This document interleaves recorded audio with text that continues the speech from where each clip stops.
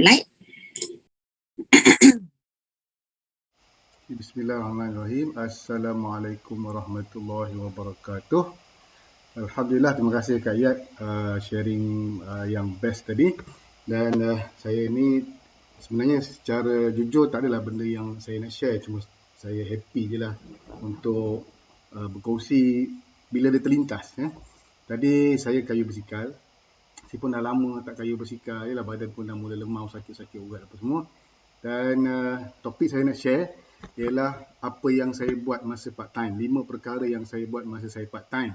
Sebab masa saya kayuh basikal tadi, apa yang saya nampak ialah orang berpusu-pusu nak pergi kerja, orang berbaris nak hantar anak dekat taska, orang berbaris jam nak masuk ke pejabat ataupun depan sekolah, orang berbaris di kedai makan untuk beli sarapan. Jadi saya nampak, wow, that is life. Itulah life. Okay. Tapi bukan itu masalahnya. Saya happy lah melihat mereka. Saya doakan, ya Allah memudahkan urusan mereka kan. Okay, siapa sini yang masih bekerja dan dia buat part time? Ada tak? Dan kalau anda masih bekerja dan buat part time, berapa lama dah ada kerja? Boleh tak tulis dekat ruang chat berapa lama dah bekerja? 2 tahun, 3 tahun, 5 tahun, 10 tahun? Ada tak yang nak tulis berapa lama? Pernah kerja 26 tahun, Masya Allah. Kerja 11 tahun, ada lagi tak? 13 tahun, 4 tahun, 12 tahun, Masya Allah. Okay, terima kasih yang respon. Okay, boleh tulis lagi. Dan berapakah simpanan anda setelah anda bekerja? Katalah dah 6 tahun kerja, 5 tahun kerja, 10 tahun kerja, 20 tahun kerja, ada tak sampai 1 juta? Alah, banyak sangat lah Ustaz. Ada tak sampai 500,000? Alah, banyak sangat lah Ustaz. Ada tak sampai 10,000 lah, rendah ke sikit 100,000? Ada tak sampai banyak lagi Ustaz, rendah kali 50,000? Banyak sangat Ustaz. Ada tak kurang? Ada tak 10,000? 10,000 simpanan. Tak masuk EPF, akaun simpanan anda sekarang yang kalau anda boleh cucuk live. Kan? Jadi anda kerja untuk apa? Hello.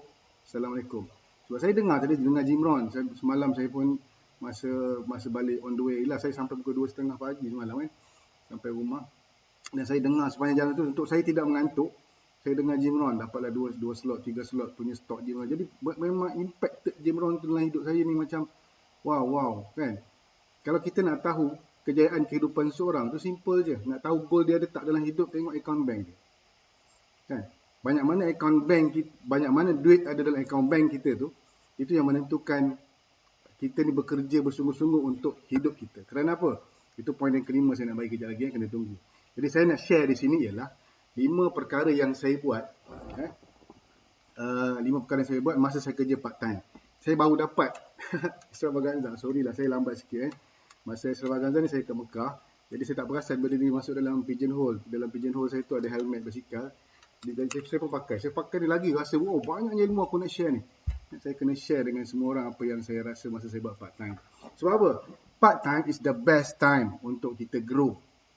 Sebab kita ada income. Kalau kita buat tak menjadi pun, kita ada lagi income kerja utama kita. Saya tak suka kerja hakiki. Sebab kalau sebut kerja hakiki ni macam itulah semata-mata kerja kita ada hidup dan mati. Macam tu kan. Tapi kalau kerja utama, kita ada kerja utama dan kerja sampingan. Kan kadang-kadang kita kata kerja hakiki macam tak ada kerja lain. Itulah hakikat kerja kita. Kita hidup untuk kerja hakikat. Baik.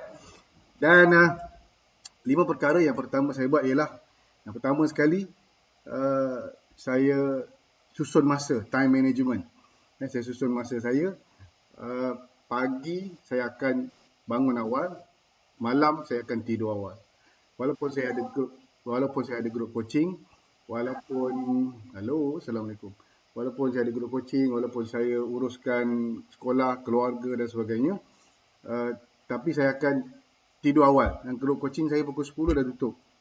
Pukul 10, 10.30 tu maksimum lah. Tak ada dah. Dan bangun pagi, pukul 4.30 pagi tu, dah start dah salam tahajud dan sebagainya, dan terus berlangsung kehidupan. Itulah yang berlaku masa saya bekerja dulu. Dan rutin tu alhamdulillah syukur berterusan. Dah 2 tahun dah saya berhenti daripada kerja makan gaji. Dan saya rasa syukur ada improvement dalam kehidupan. Dan lepas bersara tu, lepas berhenti tu, daripada satu grup bercambah kepada Masa tu 22 grup kan. Lepas PKP turun balik 17 grup. Sebab masing-masing nak sibuk kerja hakiki masing-masing kan. Baik. Jadi okey lah. Apa yang penting ialah saya susun masa. Susun masa, time management. Apa keperluan, kita list down. Apa rutin yang perlu kita buat. Apa yang contoh bila masa nak masuk grup. Saya tak masuk grup sepanjang masa sebab kita nak kerja kan. Ada masa kita driving, ada masa kita nak masuk ke perhimpunan, ada masa kita nak tamprin. Dan itulah rutin saya dan balik pun sama, katalah meeting tu drive sampai petang, saya make sure pukul 4.30 tu saya dah start balik sebab saya nak kayu bersikal. Jadi saya ada rutin. Memang rutin tu dah saya fikir balik, bila kita ada jadual yang tersusun, kita yang susun jadual. Kalau kita tak susun jadual kita, orang akan susun jadual ikut kehendak dia. Assalamualaikum. Itu pandangan saya lah. Mungkin saya betul, mungkin saya salah. Kalau salah jangan ambil. Yang sesuai ambil guna. Kita susun jadual kita, kalau tak orang akan susun jadual kita. Okey. Itu yang pertama, time management. Yang kedua, apa yang saya buat? Sebab banyak masa saya dalam perjalanan. Saya hidup dalam kereta saya. Jadi perjalanan saya ke sekolah tu lepas subuh je bagi salam, tak sempat doa, tunggu bekerja dan start enjin. Pukul 6.30 saya dah bertolak dan saya akan sampai pukul 7 sebab sekolah saya tu kawasan dia ada 4 buah sekolah dan memang jam kat situ. Dan saya mesti sampai dan masuk untuk saya tamprin awal. Walaupun start sekolah 7.40, 7.30 itu kan. Saya akan orang yang pertama sampai. Dan kereta adalah library saya. Ini yang saya buat. Kereta adalah tempat belajar saya. Kereta adalah universiti saya. Kereta adalah bilik kuliah saya. Dewan kuliah saya. Saya akan pasang Jimron. Saya akan dengar sehingga saya boleh ulang apa perkataan yang Jimron nak ulang balik. Saya akan dengar materi Ustaz Nasrullah, materi Magna Rezeki. Saya akan ulang sampai saya khatam dan saya dah khatam lebih daripada 5 kali. Dan saya setiap perkataan yang Ustaz Nasrullah nak sebut tu saya dah boleh sebut dan saya hafal setiap materi dia. Hafal dan faham. Sebab kita dengar ulang-ulang.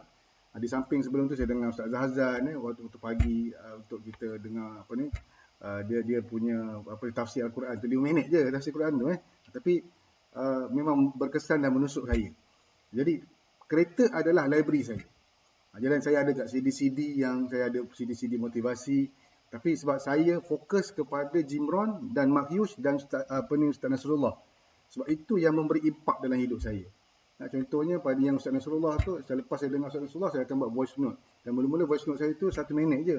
Tapi last-last dah jadi 2 minit, 3 minit, 4 minit. Dan itulah yang saya teruskan sehinggalah sebelum saya pergi Mekah. Balik Mekah ni saya punya voice note pun dah terabur. Tapi saya start balik untuk commit balik. Sebab saya rasa happy untuk buat voice note. Sebab saya rasa saya memberi tanpa sedar. Okey, jadi yang kedua tadi, kereta tu adalah universiti tempat kita belajar. Sebab kita tak ada masa nak pergi belajar. Dan saya guna space tu, saya boleh pasang kuat. Saya boleh dengar ulang kali, boleh repeat, boleh backkan, boleh belakangkan reverse balik apa yang kita nak dengar, boleh ulang. Sebab ini wording yang saya dengar daripada yang saya ulang, dengar saya kayu bersikal tadi wording yang betul bagi impak dekat hidup saya yang kelima nanti. Sabar. Itu yang kelima. Okey, yang ketiga, sampai tempat kerja, meja saya adalah meja yang paling kemas dalam bilik guru. Assalamualaikum. Meja saya ulang, saya berani cakap sebab semua orang suka duduk kat meja saya. Saya meja lelaki tau, meja perempuan. Meja perempuan kan dia ada bunga, ada apa, saya tak suka dengan bunga-bunga. Tapi meja saya clean and tight. Memang bersih. Buku letak tepi. Atas meja kerja. Ada orang, meja kerja dia penuh macam-macam. Tak percaya tengok atas meja makan. Tak percaya tengok atas meja anda sekarang. Atas meja kerja anda ada apa? Adakah ada banyak barang? Kalau ada banyak barang, maknanya anda bukan bekerja. Anda saja sibukkan diri dengan entah apa-apa benda entah. Sebab tu otak anda pun macam tu juga, banyak benda. So anda tak pernah bagi clear. Cuba hari ni clearkan meja tu. Meja kerja anda sekarang. Lapangkan. Buku susun letak tempat dia. Bukan atas meja. Kalau buku atas meja mana anda tak kemas. Buku tu kat rak. Tapi anda letak atas meja. Serabut tahu tak apa. Okey. Clean desk policy. Terima kasih Kak Zul. Itu saya amalkan. Sebab bukannya sekolah suruh. Bukannya bilik guru suruh. Bukannya kelab guru suruh. Bukannya pengetua suruh. Tak. Tapi itu attitude. Saya suka 5S. Saya suka benda yang tersusun dan kemas. Kalau saya punya buku tu kalau susun besar, gemuk, kecil. Macam itu saya punya. Dan dulu saya ingat, saya susun baju dekat almari pun mak saya tegur. Long kalau susun baju kan besar bawah, tuala kan. Tuala selimut, tuala baju kecil, atas kecil, sependa. Kan? Maknanya susun tu sama. Rata je. Itu saya lah. Nak kata saya hijau sangat, tidak juga. Ada juga birunya, ada juga merahnya, ada juga kuningnya. Jadi leaders kena ada semua color. Ada masa hijau, ada masa kuning, ada masa merah, saya firm. Ada masa tunggal langgang enggak, biru enggak. Okey. Leaders semua color kena ada. Tapi itu saya rasa attitude saya yang saya ingat sampai hari ini. Meja kerja saya tersusun dan yang bestnya saya ada meja kerja di rumah. Meja kerja di rumah. Hello, Assalamualaikum. Saya ulang balik. Meja kerja di rumah. Sebab tu, waktu saya bekerja dulu, saya memang ada satu space. Sebab saya fikir macam ni. Aku boleh susun tempat kerja aku lawa-lawa, tempat aku pergi bekerja. Aku nak bekerja dari rumah, aku tak ada meja aku nak bekerja. Kerja atas meja makan, kerja dekat tepi, dekat sofa, kerja dekat beranda, kerja. Hey, nak kerja ke nak buat apa? Kan? Jadi maknanya ada home office. Lepas tu saya set up home office, buat proper home office. Kita spend duit kita untuk kelas, kita spend duit kita untuk pejabat, sepatutnya pejabat lah yang sediakan tempat untuk kita kan, ada meja, printer sebagainya. Tak, zaman saya dulu semua kena beli sendiri. Tak apalah, kita beli sendiri pun duit tu memang dibayar kan. Jadi kita buat untuk diri kita. Sebab dia berkaitan dengan yang kelima tadi, yang kelima kejap lagi. Baik. Jadi selain daripada meja kerja kemas, sebab saya ingat setiap kali saya duduk kat meja, ada je lah kawan-kawan yang nak dengar cerita daripada saya pun tak tahu benda, tiba-tiba duduk ramai. Asal saya duduk je, orang duduk ramai. Dan saya suka duduk kat meja saya suka buat mukbang. Sebab buat mukbang ni saya makan, kita makan. Itulah waktu senggang kita, saya akan buat live, saya akan makan. Kan? Makan sayur, makan benda bakar, kukus rebus. Sebab itulah cara saya bersara awal. Macam mana caranya Ustaz? Macam itulah, siapa yang boleh recall balik zaman-zaman dulu yang sempat dengan saya, macam itulah. Kan? Jadi, maknanya itu yang saya praktikan dan saya share.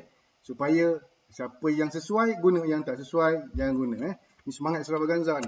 Baru dapat kad. Kan? Okey. Sian saya kan. Okey. Dan yang keempat, attitude saya lah, saya siapkan kerja pejabat di pejabat. Saya siapkan kerja sekolah di sekolah. Saya tak bawa balik kerja.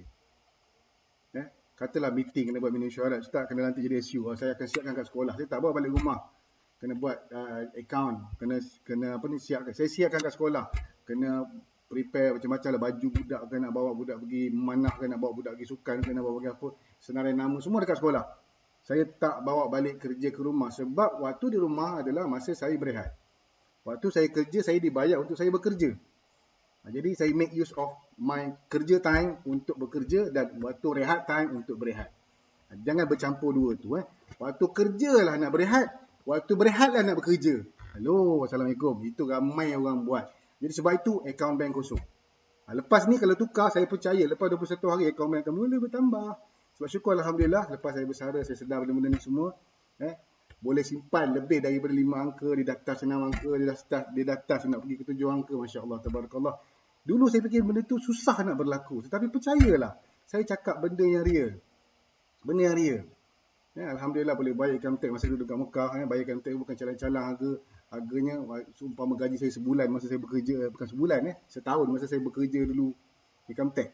Jadi saya rasa macam wow, amazing. Life yang Allah bagi selepas kita buat keputusan untuk hidup kita. Baik, jadi jangan bawa balik kerja ke rumah.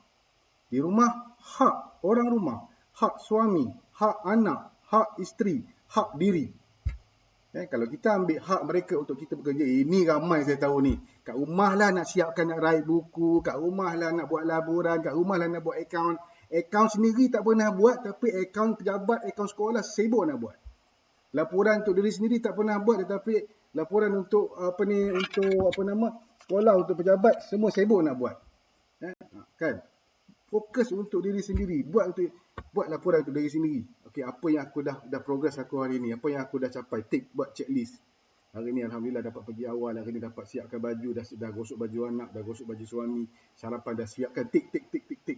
Jadi tak, ni sibuk nak siapkan yang orang punya, yang tak berkaitan dengan kehidupan kita pun. Baik, okey. Saya tahu semua orang ada history, dan history anda adalah history yang mana, bukan history, sejarah yang mana-mana. Baik. Dan yang kelima ni yang paling penting, yang bermain di telinga saya, di minda saya sebab saya kayu bersikap, saya dengar benda ni ulang kali. Jim Rohn kata apa? Saya dengar Jim Rohn kan? Saya share lah pasal Jim Rohn. Jim Rohn kata, ramai orang, most people work harder on their job, but they are not work harder on their future. Saya rasa, tajam ni. tengah kayu bersikal, bunyi alam, bunyi air, bunyi burung, bunyi beruk semua ada kan. Tiba-tiba bunyi tu sama-sama sebab saya pakai yang merah ni kan, mana dia kan. Dia bukan dekat telinga, dekat luar. Tapi saya kata walaupun saya tak dengar dengan sharp, tapi saya dengar benda tu. Most people work harder on their job, but they not work harder on their future. Ayat lain dia kata macam ni. Work harder on yourself. Other than your job. Apa ni, kerja keras untuk masa depan diri sendiri. Ramai orang kerja keras untuk kerja mereka, kerja hakiki tu. Jangan kerja hakiki, kerja sepenuh masa lah.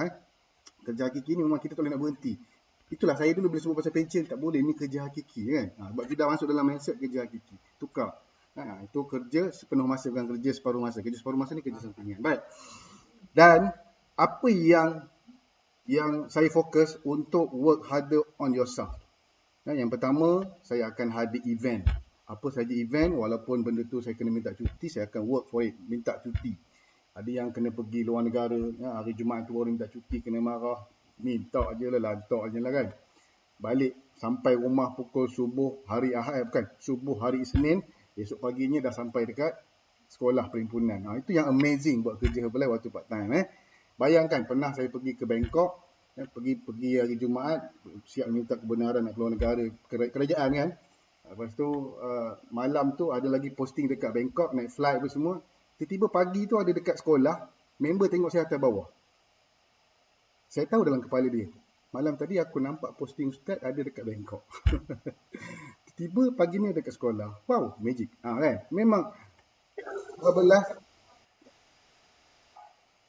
is amazing. Herbalife is amazing. Pernah banyaklah, tapi itulah pengalamannya. Bangkok, pergi USS Singapore. Saya tak pernah terfikir pun yang akan dapat qualify qualify as apa nama dipanggil? Qualify VIP. Aku nak sebut VIP bersusah ya. Qualify VIP. Sebab saya tak pernah terfikir nak qualify VIP. Tiba-tiba dapat VIP. Kan, orang yang saya call siapa? Saya call Yati. Nanti saya nak pergi saya ni dah qualify untuk VIP untuk pergi USS Extravaganza Singapore. Tapi saya tak minta cuti lagi je ni. Ayat Yati yang betul-betul spark saya, start burn the bridge. Burn the bridge. Kau nak suruh aku berhenti kerja Yati, kan? Tapi itulah ayat dia yang saya spark hingga hari ni. Yes, I burn my bridge already. Okay, Alhamdulillah lah. Jadi pada masa tu barulah saya dapat menikmati kehidupan. Banyak cerita dalam masa pengalaman pergi USS Singapore tu yang tak pernah qualify. Masa tu isteri saya pun tak decide lagi nak pergi ke tak. Cuma saya cakap dekat dia, abang nak pergi. Kalau mak nak pergi, pergi. Kalau tak nak pergi pun tak apa. Tak ada paksaan. Dia pun mikir. Tak macam mana tak hari tu. Dia pun pergi, kami pun pergi. Dia pun beli tiket dengan harga istimewa Angry Bird. RM800 Malaysia sebab harga USD tu dah naik. Baik. Sekian kan. Dah belum lebih lagi. Kemudian itu pengalaman work harder on myself, on yourself. Kemudian mentoring. Saya bukanlah kata saya tak ada coach, saya tak ada sponsor. Saya ada coach. Saya hormat coach saya sayang sponsor saya. Tapi saya keep cari mentor. Mentor siapa? Pada pandangan saya, mentor ni adalah mereka yang proven sukses dalam benda yang kita nak capai. Contoh, saya nak pergi ke World Team, saya akan cari siapa yang boleh ajar saya, guide saya untuk capai World Team. Saya nak pergi Active World Team. Saya akan cari orang yang boleh guide dan bantu saya untuk capai Active World Team. Saya nak pergi ke Get Team dan Mid Team gitu juga. Dan sekarang saya nak pergi ke 7-5 dan juga President's Team. Saya tetap lagi ask for mentoring. Saya akan minta semua leaders yang dah qualify, yang dah berjaya capai apa yang saya nak. Saya akan tanya perspektif mereka untuk saya suit dengan perspektif saya. Bukanlah kita nak follow, yang dapat kita follow. Tapi ada certain part yang kita tak dapat nak follow sebab kekangan diri kita. Jadi kita ambil part yang sesuai dan kita recognize sumbangan mereka. Dan terima kasih kepada semua mentor saya yang telah menjadikan Ustaz Man hari ini. Saya rasa selesa saya jadi hari ini sebab saya rasa macam Allah anugerahkan based on doa yang kita minta. Allah anugerahkan doa. Allah anugerahkan Herbalife is the best platform untuk saya capai segala impian saya. Impian saya untuk hidup bebas keuangan, untuk bebas masa. Sebab bebas masa ni masa tu yang saya nak sekarang. Saya bukan kerja keuangan lagi dah. Saya bukan kejar duit, saya bukan kejar material, saya kejar masa. Saya nakkan masa tu. Sebab semua orang ada 24 jam. 24 jam. Tapi tak semua orang ada masa. Semua orang ada 24 jam. Tapi tak semua orang ada masa. Masa nak pergi semayang, masa nak layan anak, masa nak dengar cerita suami.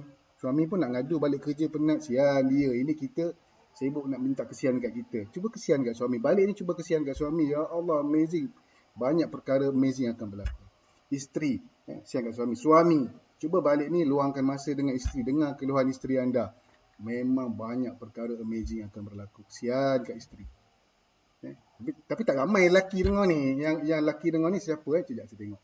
Lelaki dengar ni hanya insert istimewa. Syarif yang handsome, Azrin yang handsome, Bamjad yang terbuka video, Abang Sazali Sarawak yang handsome, siapa lagi? Itu lelaki istimewa. Coach Asakov yang saya nampak gambarnya, Coach Lan, Coach siapa? Azrin. Tengok yang tak buka video nampak? Bamjad tu kan lelaki istimewa. Kalau dia orang balik daripada kerja, dia orang yang belum ada isteri, lain lah yang dah ada isteri ataupun yang belum ada isteri, dengan mak, spend masa dengan mak, spend masa dengan kakak, adik, belanja diorang aiskrim, walaupun aiskrim tu aiskrim yang tak healthy, cubalah jadikan dia healthy. Kita blender jadikan aiskrim, letak kat dalam kon, kan best. Spend time yang buatkan mereka rasa dihargai, mereka rasa best. Itu yang saya buat. Dan yang ketiga, dalam work harder on yourself ni ialah self improve. Saya get my results.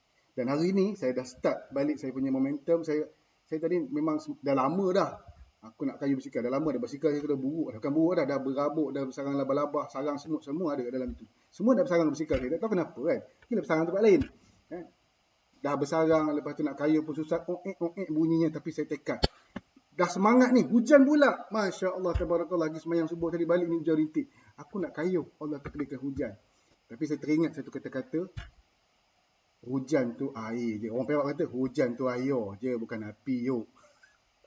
Spark saya, air je, air tak ada apa pun, basah je, bukan terbakar. Air je, bukan api. Jadi saya pun, saya pun pakai baju, saya pun pakai seluar, cari kasut tak ke mana, stokin tak ke mana. Kayu je lah, kayu. Saya pun sakit pinggang, sakit kaki, sakit orat. Semua sakit bila nak start ni. Mental masa tu. Bila kita nak start sesuatu memang susah. Saya akui. Saya tahu anda pun susah nak buat sesuatu. Tapi percayalah, lepas anda buat, hilang sakit belakang saya ni, hilang sakit kaki saya ni, hilang. Saya kata, ya Allah, saya duduk dalam hutan ni Ya Allah, betul-betul present moment lah, dengan bunyi cengkerik, dengan bunyi tiba ada pacak kat sini. Dia rasa kecing geli-geli je kan. Nasib baik pacak ke Pontianak ni jenuh kan. Tapi siang tak ada Pontianak. Saya pegang, ada pacak kan. Okay. Lepas tu rasa macam, ya Allah, hilang semua Kata magic betul lah. Tadi memang saya rasa, sakit, nak kayu ni sakit. Tapi saya kata, kayu je. Dia bila kayu ni, tang bukit tu yang rasa. Kita turunkan gear supaya kita jangan push tapi kita layan.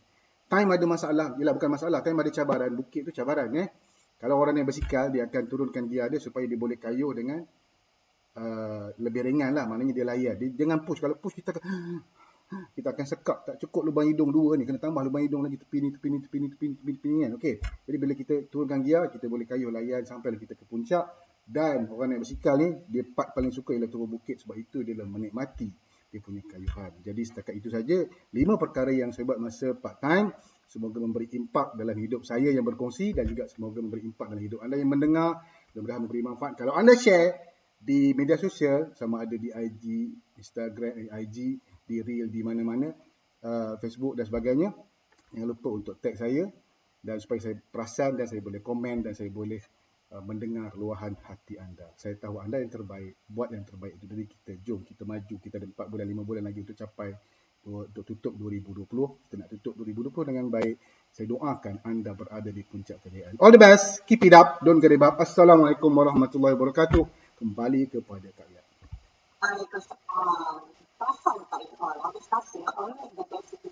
Hari-hari the best CPD, tapi saya memang sangat-sangat perasan hari Selasa the very highest energy. Sebab apa? Hari Selasa orang duk kumpul dia punya cerita tu. Hari Isnin selalunya sangat busy untuk orang yang part time lah kan. Jadi hari Isnin ni kadang-kadang kita hanya share santai-santai. Saya sangat perasan hari Selasa adalah hari yang saya tidak akan miss CTD. Kerana hari Selasa adalah, tak tahulah saya kata, saya memang sangat perasan CTD hari Selasa tu memang highest energy dan ramai yang dah queue ni ramai jadi saya mengucapkan welcome to 560 orang leaders. Sebenarnya banyak kita nak dengar cerita daripada leaders, tetapi saya nak menyeru kepada orang baru. Anda pun leader, jadi anda harus berada bersama dengan leader-leader yang buat sharing.